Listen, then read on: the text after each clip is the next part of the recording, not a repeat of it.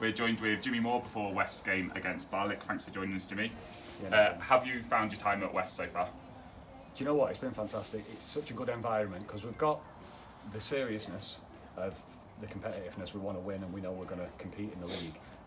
But also the dressing rooms, it's a good crack. So it's a good blend of competitiveness, but also we can have a laugh and enjoy. I think it's a kind of a safe thing to say that you know what a successful dressing room's like at this level. Yeah. Am I right that you've won kind of a trophy every season for like the last 4 or 5 years? Yeah, last 5 seasons. You've won a few leagues, a few promotions in there. Yeah. So you kind of answered it a little bit there, but how does this squad kind of compare to those? I know it's early days, but how do this squad compare to those kind of title-winning teams, promotion teams you've had? So it's definitely got the groundwork there. Yeah. It's definitely got what it takes. I think there's some things that we need to work on. The managers will agree. I think we need to be better in both boxes. Mm-hmm. I think we need to be a little bit more clinical going forward, but also we need to keep the door shut more often. Yeah.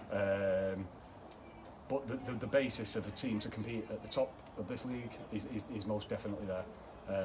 And if I look at other dressing rooms gone by, I think what makes a successful dressing room is one, the will to win, and I think we've got that in there.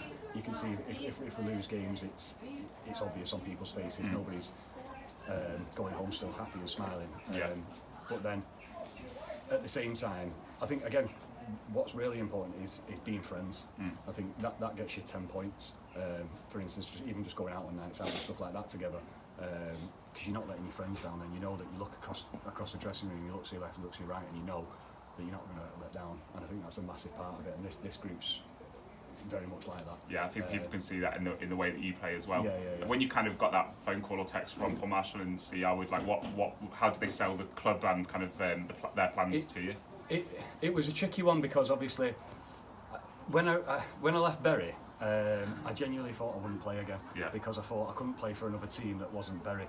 But I had a few months at home and I was getting bored, and I went to Wythenshawe and we won the league, and I really enjoyed it. So I thought I'd probably, if I carry on, I'd stay with Wythenshawe. But I know Steve, I know Paul, and Steve's been trying to get me for every club he's had for years, but he's never really been the right club.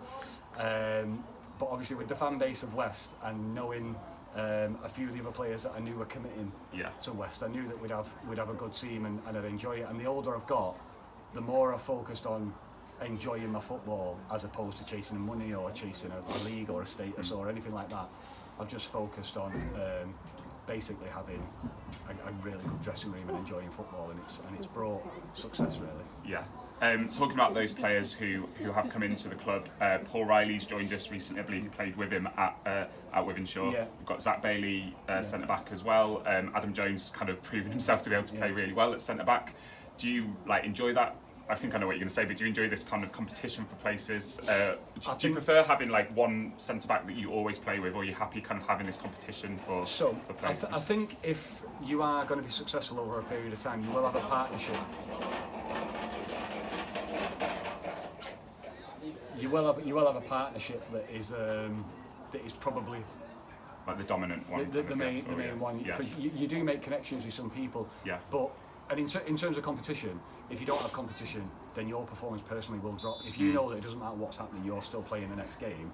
Then your performance will inevitably drop over a period of time. As much as you think that you want to. You're it's producing got to be that kind of that right balance. You've always got to have someone chomping at the bit, ready to go. Yeah. But also as well, let's not kid ourselves. Nobody can play 60 games and work full time. And do all the things that and be a parent as well. So you have to have people who can come in and be as good as the people, especially if you want to go to the top. If you are happy to all around in the middle of the table, then maybe you've got better players at start and not as good on the bench. But if you want to go to the top, then the people on the bench have got to be as good. And if you've not got that, then you're probably not going to be at the top. One of those you can't play that many games. Absolutely. One of those players is Zach Bailey's only 17. Not to show your age, but you've got a lot more experience than him. How have you found playing against someone who's kind of at the start of their? I love it when young lads with promise come on, because I feel like I can help them. They might even be better technically than me, but obviously I've played against all different shapes and sizes, different levels, different leagues, different pitches, and they can learn. But Zach's got a great career ahead of him. I mean, I know he's just tried to take a step up there, and he's been knocked back, so he just needs to keep knocking. You think it'll come? Yeah, of course he can. Yeah, he's still 17. Yeah. Like, he could have 3 seasons at this sort of level above, and still only be 20 years old. Yeah. He just needs to understand that in football, obviously, you are going to get knockbacks and setbacks, and just keep your head down, keep working, and don't take it personally, really, because it happens. You're obviously always going to have this role in a way at being the captain, but you kind of see a responsibility to be kind of showing him the ropes and teaching him 100%. well. I'll do that with anyone though. Yeah. Anybody in the changing room will ask me for advice, or of any age. I'm happy to help, and that's my role ultimately. And if I can help off the pitch and on the pitch, then that's the kind of captain I want to be. And through injuries, you found yourself kind of been on the bench or watching from the side a little bit. Do you kind of enjoy that, or is that frustrating for you? Do you see yourself in the future kind of looking at those coaching roles, or is that not in your mind at the moment? Yeah, so I think what Paul's doing with me at the moment is just trying to keep me 100% every game, because I am coming at an age where Saturday, Tuesday can be a little bit difficult. Yeah, it's frustrating, but I completely understand it. He's not concerned about me getting an injury if it's a tackle, but if I'm getting an injury because I'm fatigued, then he's looking at that and him, really. So, do you see yourself as a coach in the future?